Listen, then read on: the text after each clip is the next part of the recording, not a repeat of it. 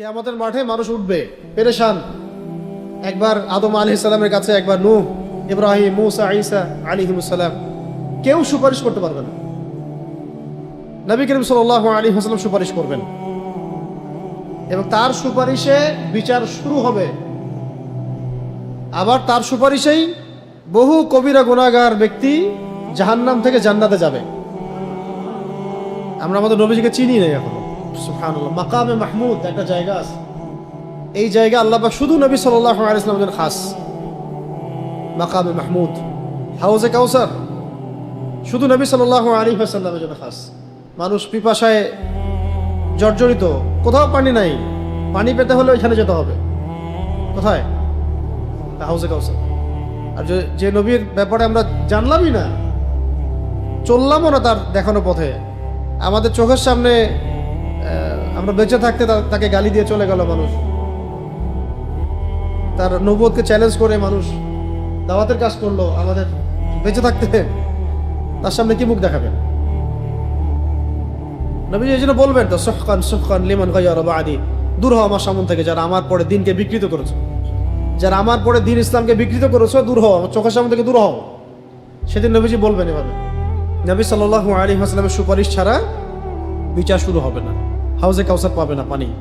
আরেকটা মারাত্মক হাদিস আছে, সুন্দর হাদিস, খুব সুন্দর, যে জান্নাতের যে দরজা, এই দরজায় প্রথম যে ব্যক্তি যাবেন তিনি হলেন নবী সাল্লাল্লাহু আলাইহি ওয়াসাল্লাম।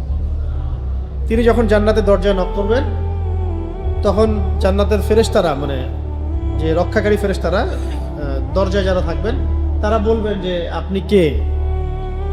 তখন নবী সাল্লাল্লাহু আলাইহি ওয়াসাল্লাম বলবেন যে আমি মুহাম্মদ সাল্লাল্লাহু আলাইহি ওয়াসাল্লাম। এবং বলা হবে যে আমাদেরকে আদেশ করা হয়েছিল যে আপনি আসার আগে যেন আমরা দরজা না খুলি।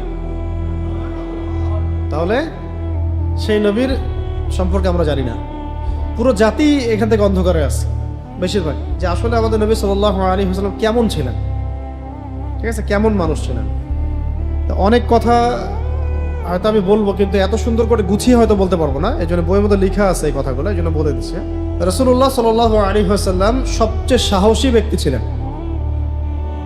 কেমন ছিলেন? আমাদের সমাজে এমন বহু এলেমওয়ালা মানুষ আছে, কোরআন হাদিসের এলেমওয়ালা মানুষ আছে, সাহস নাই। যেই ইলম আপনাকে সাহসী বানাইতে পারলো না, সেই ইলম দিয়ে আপনি ধুয়ে পানি খান। আবার অনেক সময় দেখা যায় জেনারেল শিক্ষিত অনেক ছেলে বা মানুষ আছে সমাজে, কোরআন সুন্নাহর জ্ঞান এত বেশি নাই, কিন্তু অনেক সাহসী। আল্লাহ পাক এই ভাইদেরকে কোরআন সুন্নাহর জ্ঞান দান করে। রাসূলুল্লাহ সাল্লাল্লাহু আলাইহি ওয়াসাল্লাম সবচেয়ে সাহসী ছিলেন, সবচেয়ে দূরদর্শী ব্যক্তি ছিলেন। দূরদর্শী মানে যিনি দূর পর্যন্ত চিন্তা করতে পারেন, দেখতে পারেন যে আসলে কি হতে পারে, কি হতে যাচ্ছে। দূরদর্শিতা, প্রজ্ঞা, দূরদর্শিতা। যেমন খিদর আলাইহিস সালাম নৌকা ফুটা করে দিয়েছিলেন। কেন? তিনি বুঝতে পারছিলেন নৌকা যদি ঠিক থাকতো তাহলে জলদস্যু নিয়ে চলে যেত। তো বাচ্চা একটাকে হত্যা করে ফেলছিলেন, মনে আছে? এই বাচ্চা বড় হইলে কি হইতো? কাফের হইতো। দেওয়াল নির্মাণ করে দিয়েছিলেন, কিন্তু মুসা আলাইহিস সালাম কিন্তু বুঝতে পারেন নাই। মুসা আলাইহিস সালাম বারবার বলছিলেন যে এটা কেন করলেন, এটা কেন করলেন, এটা কেন করলেন। এই যে খিদর আলাইহিস সালামের দূর পর্যন্ত দেখার যে ক্ষমতা, এটার নাম কি? দূরদর্শিতা। আমাদের নবী সাল্লাল্লাহু আলাইহি ওয়াসাল্লাম অত্যন্ত দূরদর্শী ব্যক্তি ছিলেন এবং বাহাদুর ছিলেন। এগুলোর প্রত্যেকটা শব্দের দলিল এবং ঘটনায় ভিতরে কেসসাগুলোতে মজুদ আছে। যেমন হুনাইনের যুদ্ধ হচ্ছিল, ছত্রভঙ্গ হয়ে গেছে সাহাবায়ে কেরাম। হুনাইনের যুদ্ধটা কঠিন যুদ্ধ ছিল, মুসলিমদের সংখ্যা অনেক বেশি ছিল, কিন্তু পরীক্ষায় পড়েছিল মুসলিমরা যুদ্ধের মাঠে। মুসলিমদের সংখ্যা অনেক বেশি ছিল এবং তারা সংখ্যাধিক্যের কারণে একটু গর্ব করছিল যে আজকে তো আমাদের সংখ্যা অনেক বেশি, কে আমাদেরকে হারাবে। আল্লাহ রাব্বুল আলামিন তখন পরীক্ষা করেছে। হুনাইনের যুদ্ধ, কোন যুদ্ধ? হুনাইন। তো যখন সাহাবায়ে কেরাম ছত্রভঙ্গ হয়ে যাচ্ছিলেন, তখন নবী সাল্লাল্লাহু আলাইহি ওয়াসাল্লাম সামনে একা এগিয়ে গিয়েছেন, গিয়ে বলেছেন যে আমি মুহাম্মদ ইবনে আব্দুল মুত্তালিব, আমি নবী এবং আমি মিথ্যাবাদী নই, আমার কাছে সাহাবীরা এসো। জোরে ডাক দিয়েছেন। এবার আব্বাস রাদিয়াল্লাহু আনহু তিনি ডাক দিয়েছেন, আরো কয়েকজন সাহাবী জোরে জোরে ডাক দিয়েছেন। তখন সাহাবায়ে কেরাম আবার ওই নবী সাল্লাল্লাহু আলাইহি ওয়াসাল্লামের কাছে আসছেন। অত্যন্ত সাহসী ছিলেন তিনি, বাহাদুর ছিলেন এবং অধিক পরিমাণে দানশীল ছিলেন। যখনই কেউ তার কাছে কিছু চাইতো সঙ্গে সঙ্গে তিনি সেটা দিয়ে দিতেন। যখনই কেউ তার কাছে কিছু চাইতো সঙ্গে সঙ্গে তিনি সেটা দিয়ে দিতেন। মানে তাকে মানুষ খুব আপন মনে করত, যে কেউ তার কাছে গিয়ে তার কষ্টের কথা বলতে পারত। সবাইকে তিনি বুকে টেনে নিতেন, কাউকে ফিরাই দিতেন না, ধাক্কা দিয়ে ফিরাই দিতেন না। এমনকি হাদিসে আমরা এটাও পড়েছি, একবার নবী সাল্লাল্লাহু আলাইহি ওয়াসাল্লাম একটা বাগানে ঢুকলেন পানি পান করার জন্যে মদিনায়। দৌড়ে একটা উট তার কাছে আসছে, উট এসে তার গাটা নবী সাল্লাল্লাহু আলাইহি ওয়াসাল্লামের কাছে, মানে করে না ওই প্রাণীর একটু গা মাথাটা ঘষে, উটটা নবী সাল্লাল্লাহু আলাইহি ওয়াসাল্লামের কাছে এসে রাসূল সাল্লাল্লাহু আলাইহি ওয়াসাল্লামের কাছে তার মানে মাথাটা ঘষা শুরু করলো, কাদা শুরু করলো। মনে হচ্ছে কিছু বলছে, আর মনে হচ্ছে কিছু বলছে, কিছু অভিযোগ করতেছে। একটু পরে নবী সাল্লাল্লাহু আলাইহি ওয়াসাল্লাম বললেন যে এই উটের মালিক কে? এই উটের মালিক কে? তার মালিককে ডেকে আনা হলো। তুমি উটটাকে ঠিক মতো খাইতে দাও না কেন? উটটাকে ঠিক মতো পানি পান করতে দাও না কেন? উটের উপর জুলুম করো কেন? ইয়া রাসূলুল্লাহ, আমি কখন কি করলাম? যে তোমার উট আমার কাছে বিচার দিয়েছে তোমার নামে। উটটা এসে তার ভাষায় তোমার নামে আমাকে বিচার দিয়েছে। মানে একটা পশু অবলা প্রাণী পর্যন্ত রাসূল সাল্লাল্লাহু আলাইহি ওয়াসাল্লামকে আপন মনে করতেন, তার কাছে গিয়ে বলা যাবে। এখনো আপনি যদি উমরা করতে যেতে পারেন, হজ করতে যাবেন যখন, ইনশাআল্লাহ অবশ্যই মদিনা তো যাবেনই জিয়ারত করতে। রিয়াদুল জান্নাহ, যেখানে নবী সাল্লাল্লাহু আলাইহি ওয়াসাল্লামের মিম্বর এবং বাসার যে মাঝখানের ছোট জায়গাটুকু, এখানে নামাজ পড়ে সেজদা করলেও আপনার কাছে মনে হবে যে আপনি রাসূলের কাছে চলে আসছেন। বহু মানুষকে দেখি মানে অঝোর নয়নে কান্না করতেছে ওখানে, মনে হয় যেন কি আমূল পরিবর্তন তার ভিতরে, সব কষ্ট শেষ, ওখানে রাসূলকে পেয়ে গেছে, দোয়া করছে। একজন একটু অতিরিক্ত দলিলওয়ালা মানুষ ছিলেন, তিনি জিজ্ঞাসা করতেছিলেন যে এইখানে যে এইভাবে দোয়া করে মানুষ, কান্নাকাটি করে, এইখানে দোয়া কবুল হবে এটা কোন হাদিসে আছে বলতেছে। আরেকজন আলেম উত্তর দিচ্ছেন যে ভাই, এইখানে যদি দোয়া কবুল না হয় তাহলে দোয়া কবুল হবেটা কোথায়? তুমি থাকো তোমার দলিল নিয়ে থাকো।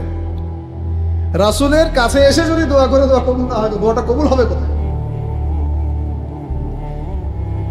তো এগুলো কিছু মানুষ আছে না, অতিরিক্ত তর্কপ্রিয়, দ্বিধার্সে দোয়া করবেন, এখানে মন খুলে দোয়া, ইনশাল্লাহ কবুল হয়ে যাবে।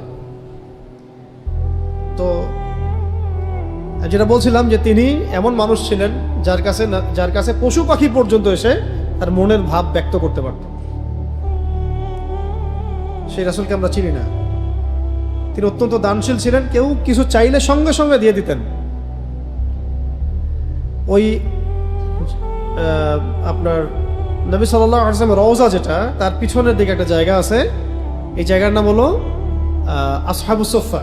মানে 70-80 জন সাহাবী ছিলেন যারা তাদের বাড়ি ঘর সব ছেড়ে দিয়ে রাসূলের দরবারে পড়ে থাকতেন। তাদের কারো এক সেট জামা ছিল, 2টা জামা ছিল না, খাবার পেতেন না, মানুষ যেটা দিয়ে যেত সেটা তারা খেয়ে নিতেন। তো নবী সাল্লাল্লাহু আলাইহি ওয়াসাল্লামের সাথে তারা সবসময় পড়ে থাকতেন। তার মধ্যে একজন ছিলেন আবু হুরায়রা রাদিয়াল্লাহু আনহু, ওই আসহাবুস সুফফার মধ্যেই। তো রাসূলের বাসায় যখন কোনো হাদিয়া আসতো, তিনি সেটা আসহাবুস সুফফাকে দিয়ে দিতেন, পাঠিয়ে দিতেন। যখনই কেউ তার কাছে কিছু চেয়েছে দেন নাই, এমন কখনো হয় নাই। কখন এমন হয়েছে যে কয়েকজন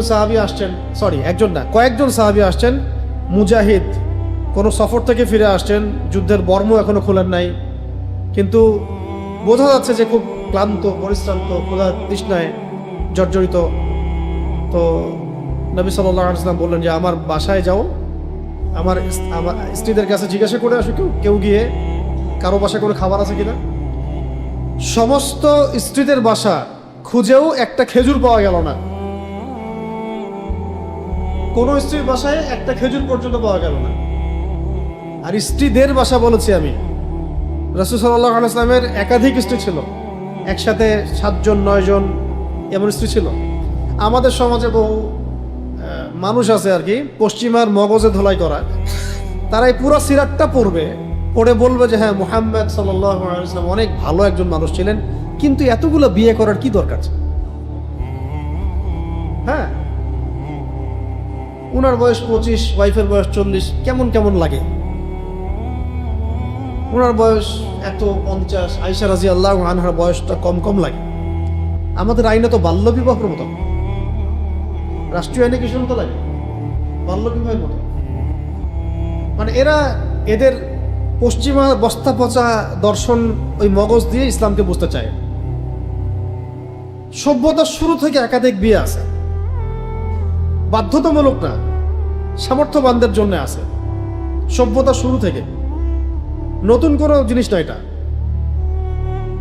মানে এটা সবাইকে উৎসাহিত করা হচ্ছে না, কিন্তু পদ্ধতি আছে। যদি কেউ পারে করবে, না পারলে নাই, ফরজ করার বিষয়। রাসূল সাল্লাল্লাহু আলাইহি ওয়াসাল্লামের এটা মানতে পারে না। দেখেন, সব স্ত্রীদের ঘর ঘুরে কোনো খেজুর পাওয়া গেল না, এরকম সব স্ত্রী লাগবে না। এরকম একটা স্ত্রী আপনার যদি থাকে যার ঘরে কোনো খাবার নাই, আপনার সাথে থাকবে এই যুগে? থাকবে এই যুগে মনে হয় আপনার কাছে? এখন তো সব প্রোভাইড করতেছেন, মানে সব দিক থেকে একদম সোনায় সোহাগা করে রাখছেন, তাই অনেক আদর যত্ন হচ্ছে। এরকম যখন সাফারিংসের দিন আসবে তখন বুঝবেন কি আপনার আসল বন্ধু আর কি আসল শত্রু। তার আগে তো বুঝবেন না, কি তার আগে বুঝবেন? আচ্ছা, সব স্ত্রীর ঘর খুঁজে কোনো খাবার পাওয়া যাচ্ছে না। এবার নবী সাল্লাল্লাহু আলাইহি ওয়াসাল্লাম বলছেন যে সাল্লাল্লাহু আলাইহি ওয়াসাল্লাম যে আমার মেহমানদের কে মেহমানদারি করতে পারবা? একজন সাহাবী দাঁড়ায় বললেন, আনসার সাহাবী, আমি করাবো। ঠিক আছে, তাদেরকে নিয়ে যাও। তো উনি বাসায় নিয়ে গিয়ে দেখেন তার বাসাতেও খাবার নেই, যতটুকু আছে এতটুকু তার সন্তানদের জন্যই রাখা হয়েছে। হ্যাঁ, একজন, এটা দুইটা হাদিস দুই রকম তো, কিন্তু ঘটনার মানে প্যাটার্নটা একই, হাদিস দুটো দুই রকম। একটা বললাম এই জায়েশের কথা, যেখানে কয়েকজন সাহাবী ছিলেন যারা যুদ্ধ থেকে ফিরে আসছেন, খাবার নাই। আর একজন এমনি একজন সাহাবী দাঁড়িয়ে বলছেন, ইয়া রাসূলুল্লাহ আমার খাবার নাই, বাসায় খাবার নাই। তো এখন আমি যেটা বলতেছি এটা এই ব্যক্তির কথা বলছি, যে একক ব্যক্তি, একক সাহাবী। তো এই একজন সাহাবীকে নিয়ে গেলেন আরেকজন সাহাবী, তিনি বাসায় নিয়ে গিয়ে দেখেন তার বাচ্চাদের খাবার ছাড়া অন্য কোনো খাবার নাই। তো স্ত্রীকে বলছেন যে ঠিক আছে, আমি খাইতে বসবো তার সাথে, লাইট অফ করে দিবা, তুমি লাইটটা কি করবা? অফ করে দিবা। লাইট মানে কুপি, এই লাইটটা কুপি অফ করে দিবা। যখন খাবার সময় হবে আমি ভান করবো যে আমি খাচ্ছি। চিন্তা করেন। তো এরকম ঈশার নামাজের পরে বাতি নিভিয়ে দেওয়া হলো, উনি বসেছেন, খাবার ভান করছেন, এদিকে ওই সাহাবী খাচ্ছেন যিনি মেহমান, এদিকে বাচ্চা কাচ্চা কান্নাকাটি করে ঘুমায় গেছে, খাবার পায় নাই। এই ঘটনা আল্লাহ পাকের কাছে এত পছন্দ হয়েছে, এই ঘটনার প্রেক্ষিতে আল্লাহ সূরা হাশরে একটা আয়াত নাযিল করে দিয়েছে, যে যারা নিজেদের নফসের উপরেও, নিজেদের চাহিদার উপরেও অন্যকে প্রাধান্য দেয়, তাদের জন্য পুরস্কার আছে। আর ওই যে মুজাহিদ সাহাবীদের কথা বললাম কয়েকজন, ওই সাহাবীদের যে কিছুই নাই, তখন নবী সাল্লাল্লাহু আলাইহি ওয়াসাল্লাম খোঁজ করে খাবার না পাওয়ার পরে সাহাবীদেরকে বললেন যে তোমরা দান করো, যার যা আছে দান করো। তখন প্রথমে কেউ দান শুরু করলো অল্প কিছু দিয়ে, তারপরে কেউ করতে করতে করতে করতে একটা পুরো স্তূপ হয়ে গেছে দানের, সম্পদের একটা স্তূপ, খাবারের একটা স্তূপ হয়ে গেছে সম্পদের। এইটা দৃশ্য দেখে নবী সাল্লাল্লাহু আলাইহি ওয়াসাল্লাম অনেক খুশি লেগেছিল ওই দিন। তখন তিনি একটা হাদিস বলেছিলেন যে কেউ যদি কোনো ভালো কাজ শুরু করে, এরপরে যত মানুষ সেই ভালো কাজটা করবে সমস্ত নেকি ওই ব্যক্তি পাবে। এর যে শানে নজুল হচ্ছে এই ঘটনাটা। তো আমি বলছিলাম যে নবী সাল্লাল্লাহু আলাইহি ওয়াসাল্লাম যে যেটা চাইতো, দান চাইলে নবী সাল্লাল্লাহু আলাইহি ওয়াসাল্লাম দিয়ে দিতেন। নবী সাল্লাল্লাহু আলাইহি ওয়াসাল্লাম অত্যন্ত ধৈর্যশীল ব্যক্তি ছিলেন। কেমন ছিলেন? ধৈর্যশীল ব্যক্তি ছিলেন এবং ব্যক্তিত্ব সম্পন্ন ছিলেন। সাহাবীরা একবার তাকে বললেন, ইয়া রাসূলুল্লাহ আপনি কাফেরদের বিরুদ্ধে বদদোয়া করেন। তখন নবী সাল্লাল্লাহু আলাইহি ওয়াসাল্লাম বললেন যে আমি রহমত হিসেবে প্রেরিত হয়েছি, বদদোয়া করতে নয়। আমি রহমত হিসেবে প্রেরিত হয়েছি, বদদোয়া করতে নয়। তবে নবী সাল্লাল্লাহু আলাইহি ওয়াসাল্লাম জীবনে কখনো কখনো মানে কাফেরদের বিরুদ্ধে বদদোয়া করেছেন, কখনো কখনো। যেমন মক্কায় যখন তিনি সিজদা করছেন, কাবায় উটের নাড়ি ভুঁড়ি চাপিয়ে দেওয়া হলো পিঠে, হ্যাঁ, উতবা বিন আবি মুঈত একজন ব্যক্তি ছিল, চাপিয়ে দিছে আর কি। তো অন্য কাফেররা হাসাহাসি করছিল, তখন নবী সাল্লাল্লাহু আলাইহি ওয়াসাল্লাম একজন একজন করে নাম ধরে ধরে বদদুয়া করেছিল।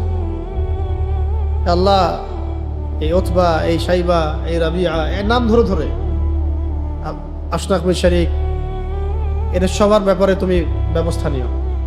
তো এই যাদের নাম ধরে তিনি দোয়া করেছিলেন, বদদুয়া করেছিলেন, তাদের সবার লাশ বদরের যুদ্ধে, বদরের কূপে পাওয়া গেছে, সবগুলো ধ্বংস হয়ে গেছে। এরকম ক্ষেত্র বিশেষে নবী সাল্লাল্লাহু আলাইহি ওয়াসাল্লাম বদদুয়া করেছেন।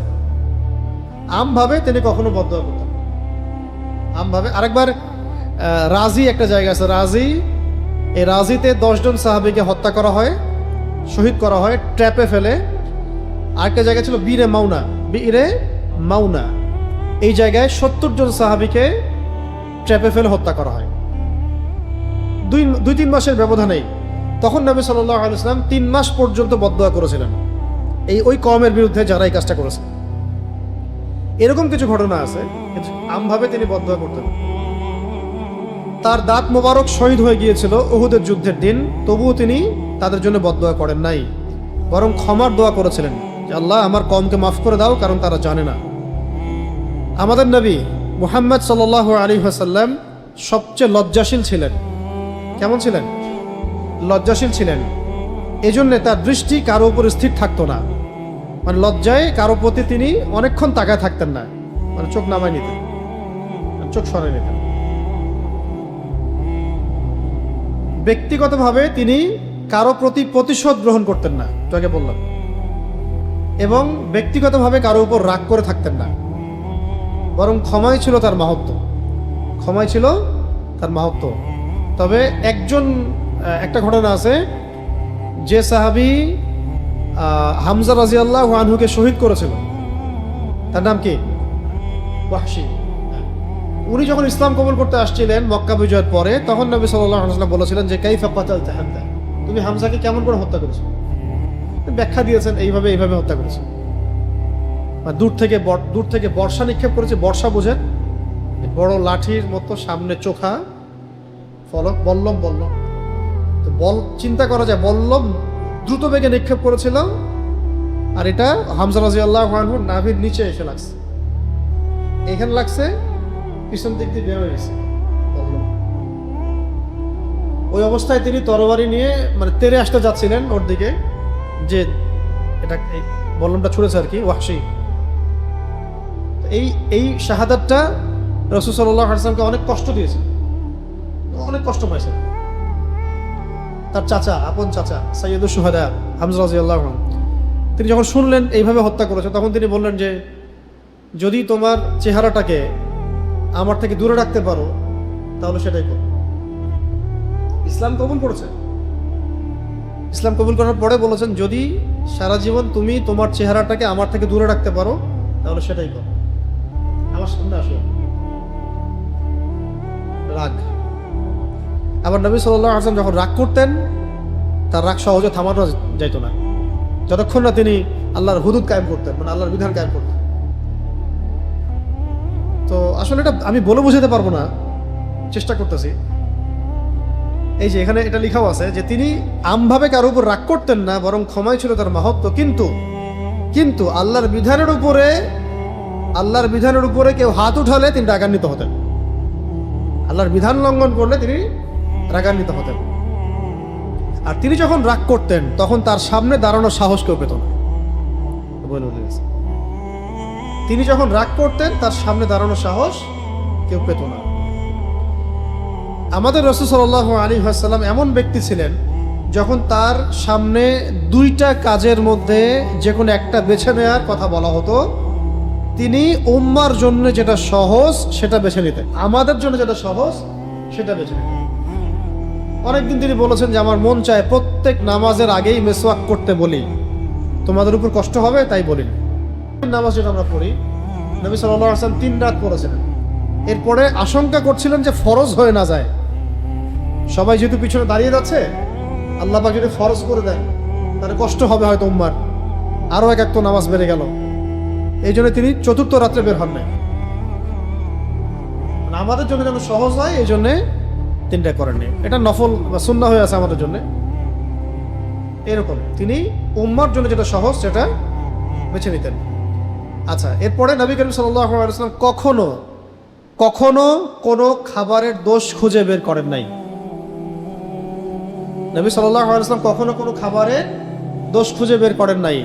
আজকে আপনি বড় করে মেহমানদারি করেন, বিয়ে শাদী ইত্যাদি আয়োজন করেন, মানুষ এসে খাবে, তারপরে বলবে যে তরকারিটা ভালো হয় নাই, হ্যাঁ, আইটেমগুলো কম হয়ে গেছে। সুবহানাল্লাহ। তিনি পছন্দ হলে খাবার খেতেন, পছন্দ না হলে ছেড়ে দিতেন, দোষ ত্রুটি বর্ণনা করতেন না।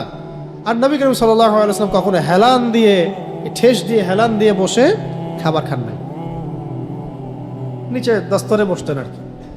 আমাদের বসতে হয় অনেক সময়, নবী সাল্লাল্লাহু আলাইহি ওয়াসাল্লাম কখনো এইভাবে বসে খাবার খান, বরং তিনি তো চাটাইয়ের মধ্যে ঘুমিয়েছিলেন, চাটাইয়ের মধ্যে। আপনারা যদি মদিনা যেতে পারেন, যাওয়ার নিয়াত করবেন, আল্লাহ তৌফিক দাতা। ওখানে মিউজিয়াম যেগুলো এখন করা হয়েছে, এখানে এক্সিবিশন হয়, এক্সিবিশন আছে। এক্সিবিশনের মধ্যে রাসূল সাল্লাল্লাহু আলাইহি ওয়াসাল্লামের সময় তার বাসাটা যেমন ছিল ওই আদলের কিছু এক্সিবিশন ওখানে আছে।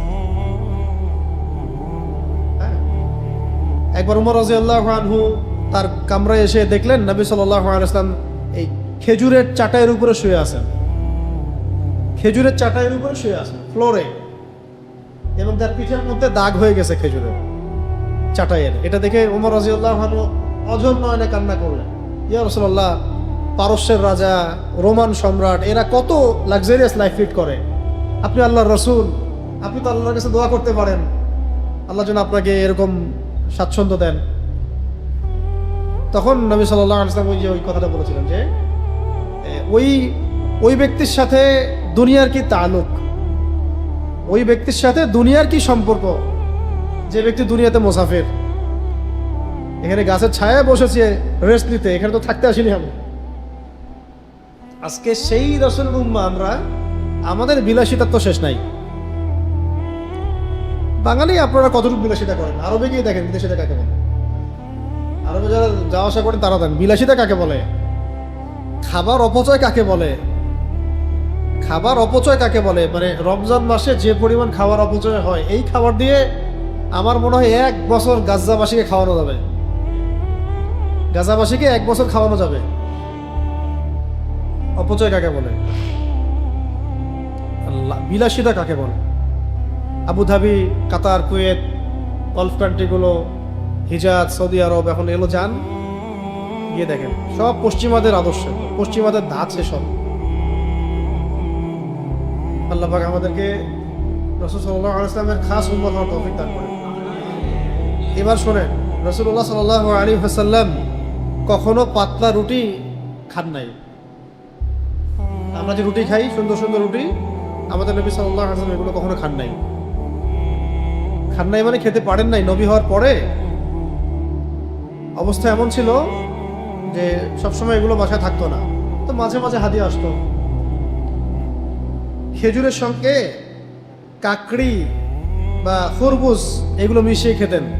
খেজুরের সাথে কাকড়ি বলতে শশা জাতীয়, খরবুজ মানে তরমুজ জাতীয়, এগুলো মিশিয়ে তিনি খেতেন। কখনো 3 মাস চলে যাইতো, 3টা চাঁদ উঠতো, ঘরের মধ্যে চুলা জ্বলে নাই। একটা চাঁদ চলে যাচ্ছে, আরেকটা চাঁদ আসতেছে, ঘরে চুলা জ্বলে নাই। আম্মাজান আয়েশা রাদিয়াল্লাহু আনহাকে সাহাবায়ে কেরাম জিজ্ঞাসা করতেন, আম্মাজান আপনারা কি কি খেয়ে থাকতেন? তিনি বলতেন যে খেজুর ভিজিয়ে রাখা হতো রাতের বেলা, ওই পানি সকালবেলা আমরা খেতাম। আমরা পারবো? আর আমাদের আহাল পরিবার এগুলো সফর করতে পারবে? এই যে এখানে হাদিস আসছে যে আবু হুরায়রা রাদিয়াল্লাহু আনহু থেকে বর্ণিত, রাসূলুল্লাহ সাল্লাল্লাহু আলাইহি ওয়াসাল্লাম এমন অবস্থায় পৃথিবী থেকে বিদায় নিয়েছেন, আমাদের নবীজি এমন অবস্থায় পৃথিবী থেকে বিদায় নিয়েছেন যে তিনি এবং তার পরিবারের কেউই পেট ভরে জবের রুটিও খায় নাই। এমন অবস্থায় তিনি ইন্তেকাল করেছেন। এমনকি রাসূলুল্লাহ সাল্লাল্লাহু আলাইহি ওয়াসাল্লামের ঘরের লোকদের এমন 2 মাস কেটে গেছে যে তাদের চুলায় আগুন জ্বলে নাই। এটাকে যেটা বললাম, শুধু খুরমা আর পানি পান করে তারা জীবন পার করতেন। ইসলামের সাথে বিলাসিতার সম্পর্ক নেই। আরো শোনেন, নবী করিম সাল্লাল্লাহু আলাইহি ওয়াসাল্লাম নিজের জুতা নিজেই সেলাই করতেন, কোনো কাজকে ছোট মনে করতেন না। দুই জাহানের বাদশা, মাকামে মাহমুদ যার, হাউজে কাউসার যার, ফিরদাউসে যাবেন যিনি, নিজের জুতা নিজেই সেলাই করতেন। সে আমাদের সামান্য একটু ক্ষমতা পাইলেই তাকে চিনা যায় না, গায়ে হাতি দেখা যাবে না। আল্লাহ বোঝার তৌফিক দান করেন। নিজের কাপড়ে নিজে তালি দিতেন, নিজের কাপড়ে নিজে তালি দিতেন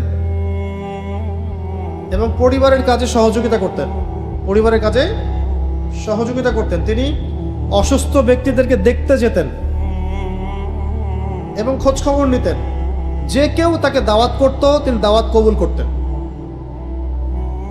সে গরিব হোক অথবা ধনী হোক, ধনী বা গরিব, যেই তাকে দাওয়াত করত নবী সাল্লাল্লাহু আলাইহি ওয়াসাল্লাম দাওয়াত কবুল করতেন। গরিব নিঃস্ব বলে কারো দাওয়াতকে অবজ্ঞা করতেন না, বুঝতে পারছেন? গরিব এবং নিঃস্ব বলে কারো দাওয়াতকে অবজ্ঞা করতেন না। আবার আবার মানে গরিব নিঃস্ব বলে কারো দাওয়াতকে অবজ্ঞা করতেন না, আবার বিশাল সাম্রাজ্যের রাজা এই ভয়ও কাউকে করতেন না, বুঝতে পারছেন? মানে এক ভাই ধরেন যে খুবই ছোট একটা জব করে, ধরেন যে সেলুনে কাজ করে বা জুতা সেলাই করে, এরকম কোনো ব্যক্তি আমাদেরকে দাওয়াত করলো, আপনাকে দাওয়াত করলো, তিনি দাওয়াত কবুল করতেন, আমরা দাওয়াত কবুল করব। অনেক বড় কোনো রাজা, বাদশাহ, প্রেসিডেন্ট, প্রভাবশালী, সে দাওয়াত করেছে, এই জন্য তাকে যে ভয় করতে হবে, সমীহ করতে হবে, এমনটা তিনি করতেন।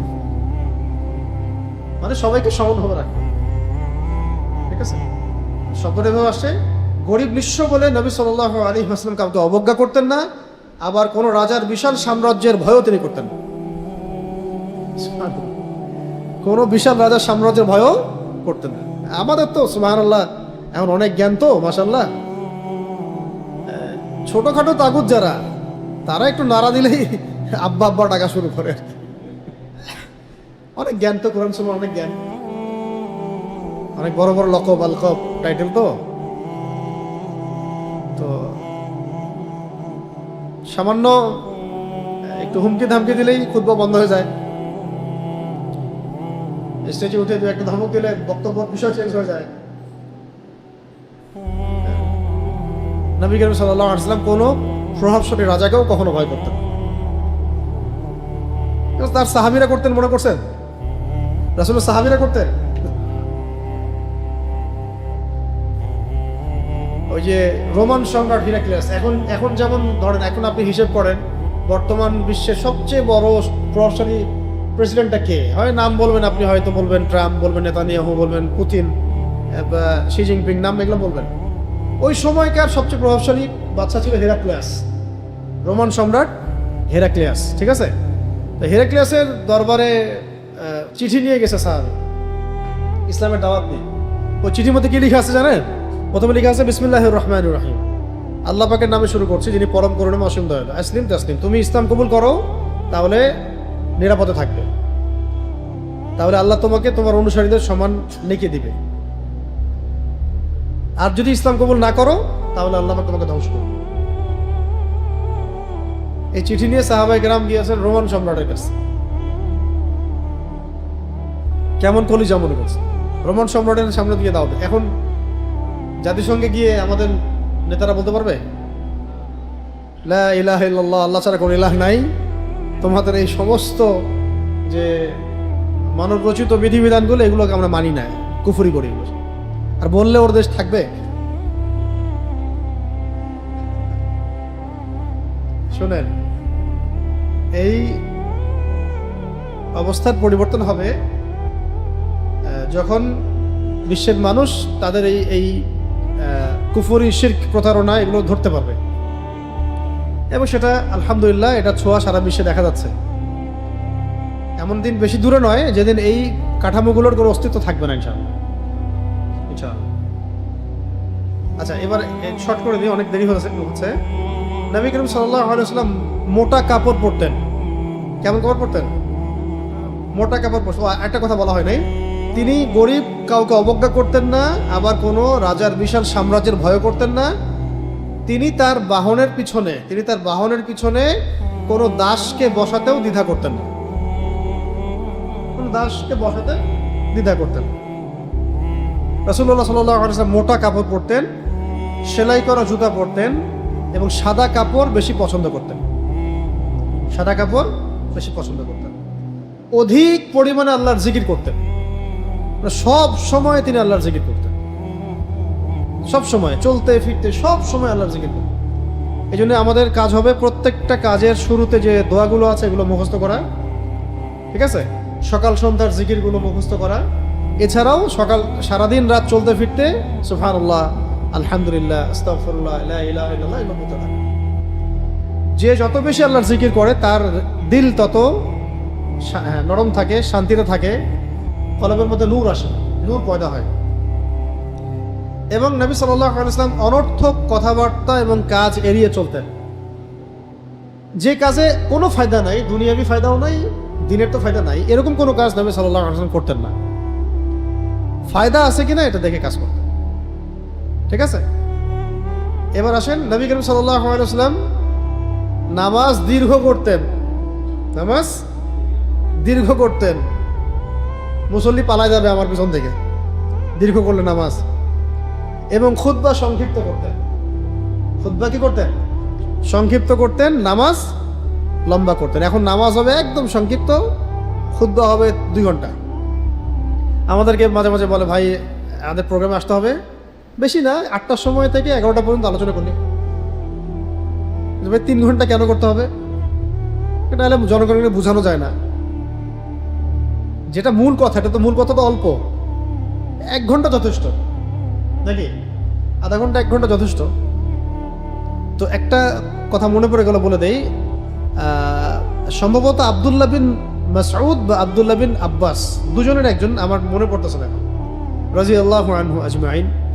তারা বলেছিলেন যে কখন তোমরা বুঝবা যে এটা মানে অজ্ঞদের জেনারেশন চলে আসছে, মানে অজ্ঞদের প্রজন্ম চলতেছে, কখন বুঝবো তোমরা? অন্যরা জিজ্ঞাসা করছেন, আপনারাই বলেন কখন বুঝবো? তারা বলতেন, যখন দেখবা যে জুমার নামাজে বা জুমার নামাজ খুব সংক্ষিপ্ত হচ্ছে আর খুতবা অনেক লম্বা হচ্ছে, তো বুঝে নিবা যে এটা হচ্ছে অজ্ঞদের যুগ চলতেছে, জাহেলদের যুগ চলতেছে। যখন দেখবা নামাজ হচ্ছে কি খুব সংক্ষিপ্ত, খুতবা হচ্ছে অনেক লম্বা, তো বুঝবা এটা জাহেলদের যুগ চলতেছে। যখন দেখবা যে খুতবা সংক্ষিপ্ত হচ্ছে, নামাজ লম্বা হচ্ছে, বুঝবা এটা আলেমদের যুগ চলতেছে। কেন? কারণ শ্রোতারা যখন সবাই আলেম, তখন তো বিস্তারিত ব্যাখ্যা করে সব বোঝানোর প্রয়োজন নাই। মূল কথাগুলো বলে দিলে আপনারা ধরে ফেলতে পারবেন, যেহেতু ওই বিষয়টা পড়া আছে আপনার। এই কিতাবটা যদি আপনাদের সবার পড়া থাকে এবং পরের মাসে যদি আমি আসি ইনশাআল্লাহ, তাহলে এত কথা বলতে হবে না আপনাকে। আপনি পয়েন্ট বললেই বুঝতে পারবো, আচ্ছা ওইটা ওই জায়গায় ছিল, ওটা ওই জায়গায় ছিল, পারবেন না? সিম্পল। এরকম যখন আলেমদের যুগ, তখন সবাই তো ঘরে ঘরে আলেম, কোরআন হাদিস পড়তেছে, তখন খুতবা লম্বা করার তো প্রয়োজন নাই, মূল কথা অল্প বললেই হয়। তো নবী করিম সাল্লাল্লাহু আলাইহি ওয়াসাল্লাম খুতবা সংক্ষিপ্ত করতেন, নামাজকে দীর্ঘ করতেন। দাস বা এই জাতীয় লোকদের সঙ্গে চলাফেরা করতেও তিনি দ্বিধা সংকোচ বোধ করতেন না। আজকে আমাদের ইগোতে লাগে না অনেকের? নবী সাল্লাল্লাহু আলাইহি ওয়াসাল্লামের এরকম করে দ্বিধা সংকোচ তিনি বোধ করতেন না। আর কয়েক লাইন আছে। নবী সাল্লাল্লাহু আলাইহি ওয়াসাল্লাম খুবই সুগন্ধি পছন্দ করতেন, আতর, খুশবু, সুগন্ধি এগুলো পছন্দ করতেন। এমনকি নবী সাল্লাল্লাহু আলাইহি ওয়াসাল্লাম নিজের গায়ের মধ্যে একটা মিশকাম্বারের ঘ্রাণ ছিল। তার যে ঘাম হতো, এই ঘাম সাহাবায়ে কেরাম বোতলে ভরে রাখতেন এবং এটাকে আতর হিসাবে ইউজ করতেন। নবী করিম সাল্লাল্লাহু আলাইহি ওয়াসাল্লামের ঘাম মোবারক থেকেও সুঘ্রাণ বের হতো।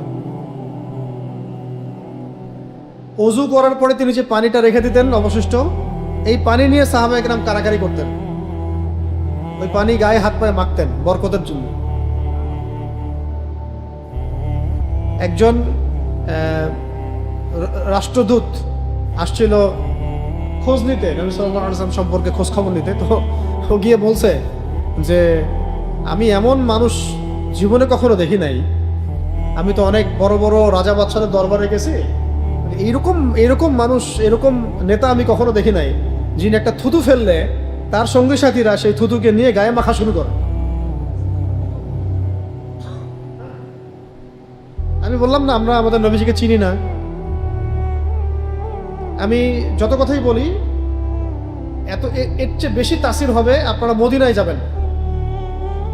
সামর্থ্য হলে মদিনায় যাবেন, সামর্থ্য না হলে টাকা জমাবেন মদিনা যাওয়ার জন্য। হারামাইনে যাবেন, মক্কা মদিনায়। আমি আপনাকে রিয়াদে যাইতে বলতেছি না, ওখানে গিয়ে ঘুরবেন ফিরবেন এগুলো কথা বলতেছি। মক্কা মদিনার কথা বলছে, সব জায়গার অবস্থা তো এক না। মদিনায় যাবেন, রাসূলুল্লাহ সাল্লাল্লাহু আলাইহি ওয়াসাল্লাম রওজা জিয়ারত করবেন, সালাম দিবেন, সিরাত পড়বেন। পাশে দেখবেন হাজার হাজার সাহাবায়ে কেরামের কবর আছে, কারো কবরে কোনো চিহ্ন পাবেন না। আপনি জিয়ারত করবেন, ঘুরে আসবেন।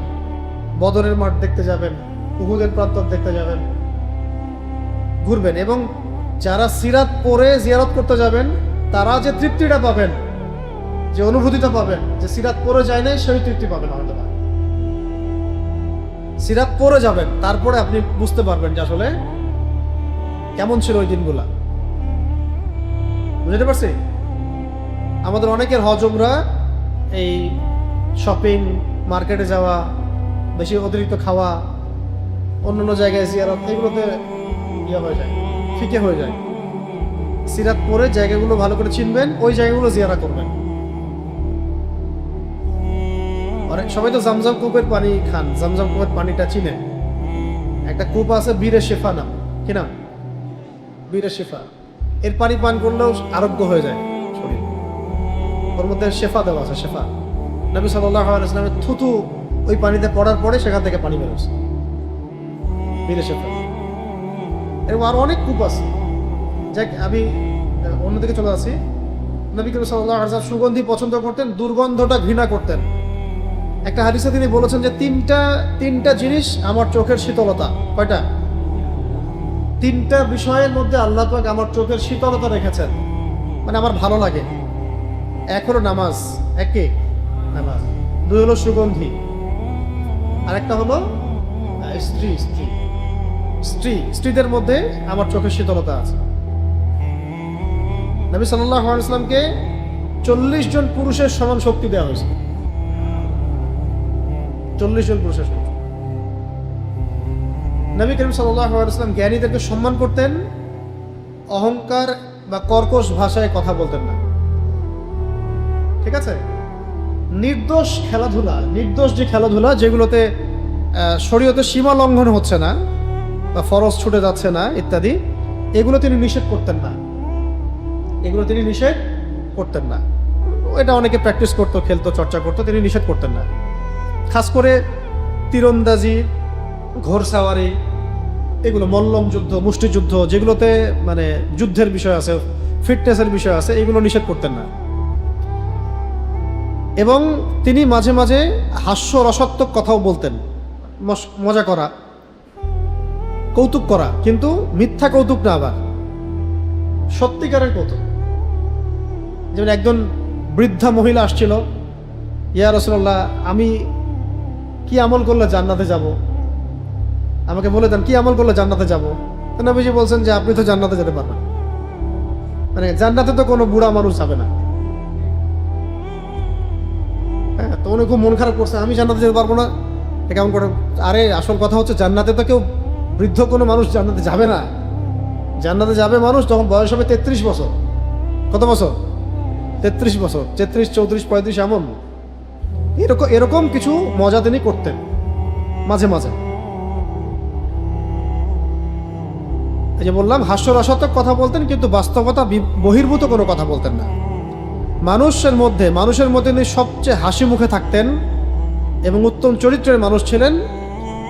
কেউ কোনো বিষয়ে অপারগতা দেখালে সহজে মেনে নিতেন। আয়েশা রাদিয়াল্লাহু তাআলা আনহা বলেন, নবীজির চরিত্র ছিল আল কোরআনের মতো। কার মতো? অর্থাৎ কোরআন যে বিষয়ে পছন্দ করত, রাসূলও সেই বিষয়ে পছন্দ করতেন। আর কোরআন যে বিষয়ে বা কাজ অপছন্দ করত, রাসূলও সেই বিষয়ে অপছন্দ করতেন। আনাস রাদিয়াল্লাহু আনহু বলেন যে আমি রাসূলুল্লাহ সাল্লাল্লাহু আলাইহি ওয়াসাল্লাম থেকে যে সুগন্ধি পেয়েছি, তার চেয়ে উত্তম সুগন্ধি আমি জীবনে কোথাও। আচ্ছা, এরকম আরো বেশ কিছু কিতাব আছে, খাস করে আপনারা বাসায় রাখতে পারেন। শামায়েলে তিরমিজি, শামায়েলে তিরমিজি এর মধ্যে বিস্তারিত বিবরণ আছে নবী সাল্লাল্লাহু আলাইহি ওয়াসাল্লামের চুল, চোখ কেমন ছিল, চেহারা কেমন ছিল, হাতের তালু কেমন নরম ছিল, সব কিছু আছে। কোন কিতাব? শামায়েলে তিরমিজি। এই কিতাবটা থেকে পড়ে নেবেন। আজকে তো অনেক দেরি হয়ে গেছে, এই জন্য আমি বললাম না।